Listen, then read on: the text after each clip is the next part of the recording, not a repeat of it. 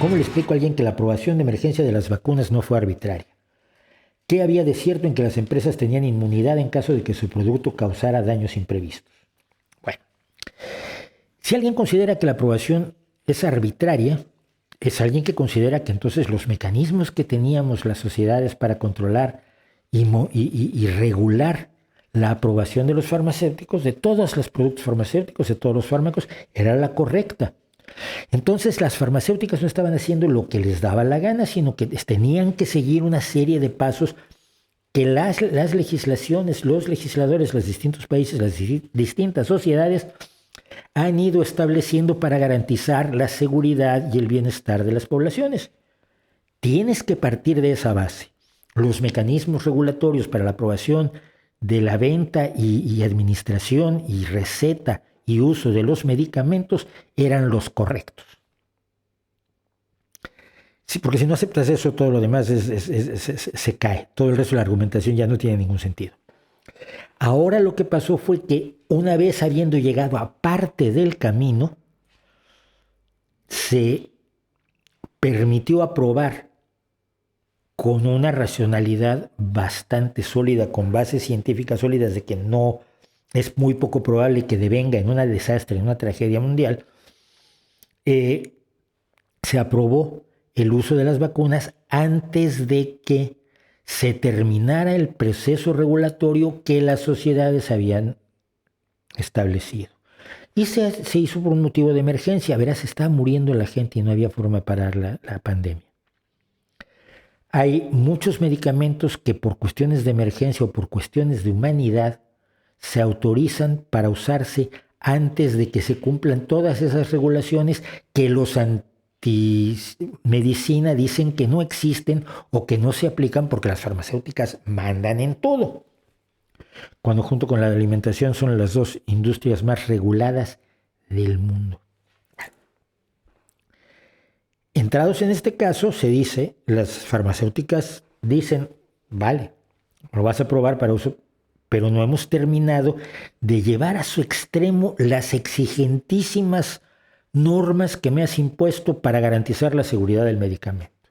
Y como no hemos hecho eso, esa seguridad no está del todo garantizada. Yo no puedo asumir el riesgo. O sea, no me importa que tú autorices la vacuna. Si no hemos llegado al final del proceso normativo que ya existía, si algo sale mal, aunque sea poco probable, yo no puedo asumir el riesgo, dice la farmacéutica.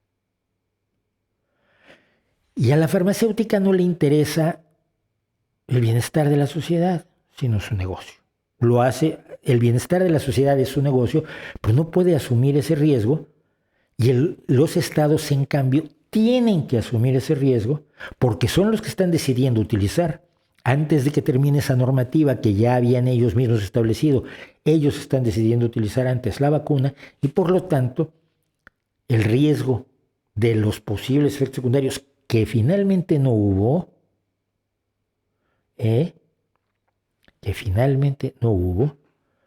los asumió el Estado, porque si no las farmacéuticas simplemente podían haber dicho, y de manera muy legítima además, entonces no acepto la autorización de emergencia, vamos a terminar con el proceso regulatorio normal y en un par de años más, ya con todo terminado, me autorizas la vacuna, pero no acepto la autorización de emergencia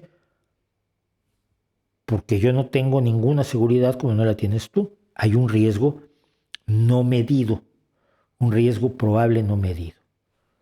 No le veo nada de particular a toda esa argumentación y a toda esa negociación entre las empresas que producen las vacunas y los estados y las instancias internacionales que requieren la aprobación urgente de esas vacunas y que son vacunas que nos están salvando a todos. Yo estoy a 2 semanas de mi segunda vacuna, tendremos un blog mío sobre mi segunda vacuna.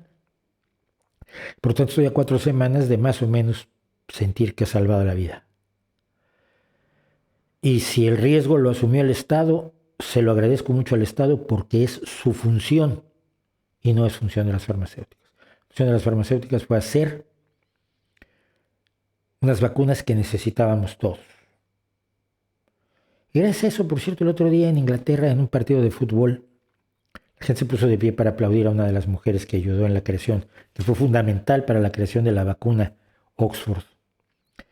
Esa es una forma preciosa de unir las dos culturas, cuando podemos aplaudir a los científicos mientras vamos a ver jugar un buen partido de fútbol. Así que explícalo así, es cierto, y lo que hay es que ha habido unas regulaciones magníficas que han funcionado estupendamente bien, que en esta ocasión y han funcionado tan estupendamente bien que casos como el de la talidomida no se han repetido, y sin embargo el riesgo siempre está allí, hay un pequeño riesgo, y en este caso el riesgo adicional, quien lo tenía que asumir era el Estado, que estaban urgiendo a las farmacéuticas a asumir la liberación de las vacunas sin haber terminado el proceso reglamentario. No sé por qué les parece tan raro.